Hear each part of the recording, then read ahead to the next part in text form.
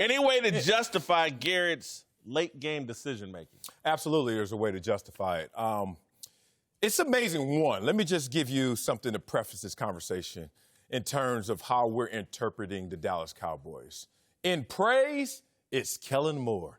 Oh, man, this offensive guru who was in the same quarterback room with Dak Prescott, speaking the unspoken language because of their chemistry when they were running off those wins early in the season. But in failure, it's Jason Garrett. And, how could you take the ball out of Dak's hand? Who is third fiddle when it comes to the pecking order of how this team is designed? Let's not forget, the engine of this team was supposed to be Ezekiel Elliott. And then we saw a blossoming defense. And then Dak Prescott was supposed to just manage the situation. But Dak interrupted that flow by actually having his best performances this year. This is the best quarterback we've seen out of Dak Prescott, and that game might have been his best game ever. So what happens now? You have to go back in history, in short history, to look at what the Dallas Cowboys are going through in terms of identity crisis. I bring up their most important game, I think, under their tenure, which was that Rams game last year in the playoffs. And we know what happened in that game. Who was the best of the defense, Ezekiel and Dak? Dak was. They gave up 30 points to the Rams. Zeke went out there, 20 rushes, 47 yards. What did Zeke do last night? Let's see again. 20 rushes and 47 yards. Coincidence? Coinky-dink, as they say? No, I don't think so. What's happening in these critical moments is they're going through an identity crisis. They're thinking in main ingredient form, it's our defense, it's Ezekiel Elliott. But the reality is, who shows up in their most critical moments? Dak. And I think right now we're starting to see that transition. Even they don't trust it. But it's a transition to the guy who shows up the most, Dak Prescott. Listen, it has to be on the coaching. I don't think there's any way to justify going to Ezekiel Elliott on 3 consecutive plays in that current situation. Amari Cooper was having an amazing game. Dak was having an amazing game. So to put the game in his arm at that point in time, especially maybe on second, certainly on third down, would have been more sensible. I think it's hard to sit there and say, okay, well, we're justifying this based off of them playing offense by being the defense. Score. If you score and you allow that defense to show whether they can do it or not in that moment, I think it's more justified. Well, justification to me. Yeah, I can justify it. Obviously, he had his reasons. Well, he's saying that, okay, I have the best running back in the NFL. I have the best offensive line in the NFL. We're talking 2, 3, all Hall of Fame, not Hall of Famers, all pros this year, maybe, right. maybe. Man. I mean, a line that every team in the NFL would want. Yeah. Now, you know the guy who's going to get you, and you guaranteed this running back $50 million. You're saying, okay, you haven't paid Dak because they haven't believed in Dak. That's my thing. If he was good enough, he would have got that contract by now, according to whatever the front office is thinking, Jerry Jones included. And so I just think I can justify it by saying 3rd and 2. Yeah, you give the ball, put it behind your all-pro offensive line, put it around, in the ball in the hands of the running back who's the best running back in the league, and go get 2 yards, just 2 yards. Now, looking back at it, he was hot at the time, but I can justify it. I wouldn't have done it. I would have said, Dak, go out there and get this for me because you've been playing really, really well. It's like the hot hand in a basketball game. I don't care who it is. If it's Steve Kerr, guess what, Michael Jordan? We're not going to have you pass the ball to Steve Kerr. Let him go make this ball because he's hot right now. I would have let the ball stay in Dak's hand. But I can justify why Jason Garrett did that. Listen, I can see the identity crisis that Marcellus is talking about. But in that moment, after 59 minutes, 58 minutes, the identity should have been established. And I do believe that Jason Garrett is the guy in those moments that says, run the ball. The offensive coordinator has a lot of latitude, but when it comes to late game strategy, protecting the defense, how we're going to close out this game, the head coach said, hey, run it here. And I think he did twice in a row, and it's a mistake, but I do understand. I'm just telling you, he doesn't trust his defense. I think he does trust Dak Prescott. And particularly, anybody sitting there watching that game last night, you had to have all the faith in the world in Dak.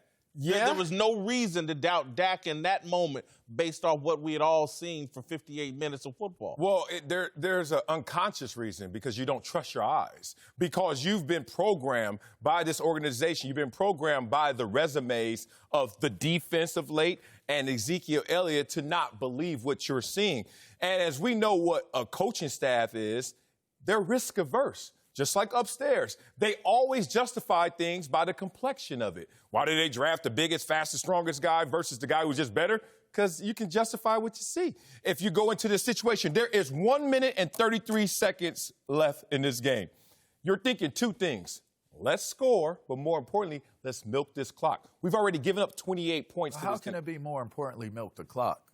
It's got to be you're losing. Yeah, you're losing, but you don't want to save enough time for the other team to just run down the field, as this team has been looking good in terms of how they've attacked your defense. So you have to have a muscular move. That means whatever I'm doing, it has to justify more than one thing. It has to serve our purpose to get points up and serve another purpose. They can't put up points because we've milked the clock. I think that's what happened. So the decision was smart. The results make us question the decision. And as we know, all in the moment of truth, you can't question your decisions no matter what the results are. I'm going to tell you why I don't think the decision was smart, though, is because Kirk Cousins has a reputation in big moments. And I would have bet on my defense and Kirk Cousins playing to his reputation. Why not? You're losing. And I think it's interesting, the identity discussion here. And Tony G says, okay, you're not paying him because you're not convinced he's your guy.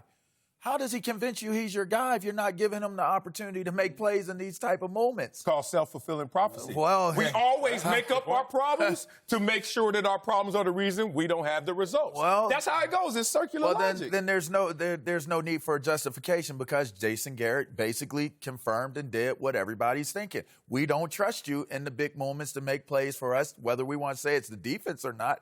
We're not paying you this money, and we're not going to justify anything else other than say that if we're going to win and lose in these big moments, we're going to lean on Ezekiel Elliott, the engine of our team. Let's not be hypocritical up here. Hey, LaVar Arrington. Okay. There have been moments when you were not having a good game, but it's a big third down. And someone upstairs has whispered before even that moment, LaVar needs to be on the field. I don't give a damn if he's getting destroyed.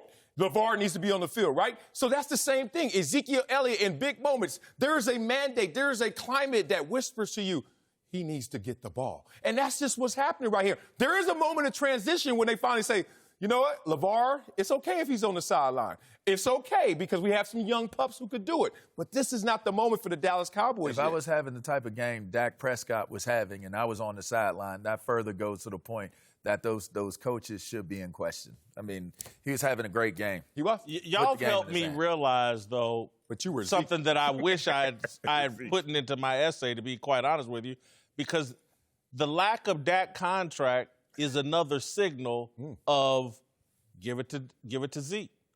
Again, and you gave Zeke the contract. You had on investment. And you gave Zeke the contract. So everything you do sends a message. And if you haven't signed this guy to a contract, that's it.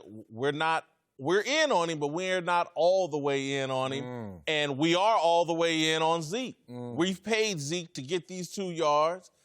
We paid this offensive line to help Zeke get these 2 yards. They followed the money, or Jason Garrett did, when he should have followed his eyes. He should have followed his eyes. Minnesota's defense followed the money, too. Well, they paid their defense as well. and look, this is unfair to Jason Garrett. One, he's not the one paying. Two, he's not the one calling the plays. He called those.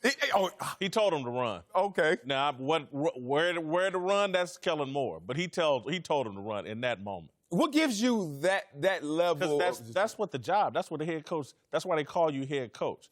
There's about to delegate. No, there's about 5 decisions that are going to get made in a typical game, and that was one of the 5, and he blew it.